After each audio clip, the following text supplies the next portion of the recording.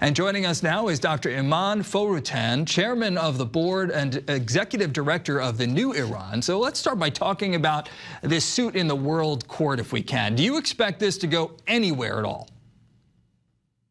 Absolutely not. This is another baseless and meritless ploy that the Islamic Republic is trying just so that they can stay in power a bit longer. As you mentioned, the treaty that the Islamic Republic is referring to was signed on August 15, 1955. That's over 60 years ago, and that is over 20 years ago before even the Islamic Republic came to power. Now, shortly after the Islamic Republic came to power, if you recall, they took American hostages and held them in captivity over 400 days.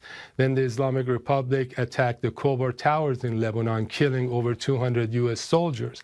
And then Islamic Republic's IEDs have maimed and killed a large number of U.S. soldiers in Iraq.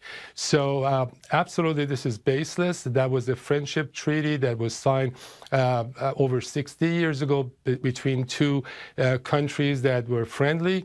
Now you've got a country, the Islamic Republic, which is the #1 country in the world supporting terrorism, and using the funds that they've had over the last few years, even after the JCPOA, the nuclear deal was signed. They use those funds for terrorism. I apologize. Taking or threatening to take control of the Strait of Hormuz isn't exactly going to rally sympathy from the international community. But is all of this a big bluff on Iran's part, as one of our guests earlier today put it? It absolutely is. This is not the first time that the Islamic Republic has made this bluff about the Strait of Hormuz. The first time they did that was during the Iran-Iraq war. And at that time, your audience may recall that U.S. Navy, the same way that they will do it now, they actually opened the corridor throughout the Strait of Hormuz, making sure that all the shipping lanes were open. Furthermore, these days, because of all these threats that the Islamic Republic has done, as of a few years ago, Saudi Arabia now has had pipelines and has built pipelines to the Red Sea for exporting their oil. And the Emirates now are shipping, or will be shipping soon, over 70% of their oil exporting it through pipelines.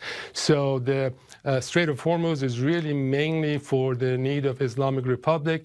Islamic Republic, they've been managing the economy so badly before there was even these sanctions that went into effect last week, that Iranian people don't have electricity. In fact, yesterday, when the commander of the Revolutionary Guards announced that they're going to control and take over the Strait of Hormuz, the room that he was talking in, they lost power. They didn't even have power for him to speak. Doctor? Furthermore, Yes. I apologize. We're just about out of time for that, so we have to leave it right there. I thank you for your time. Dr. Iman Foroughan, we thank you.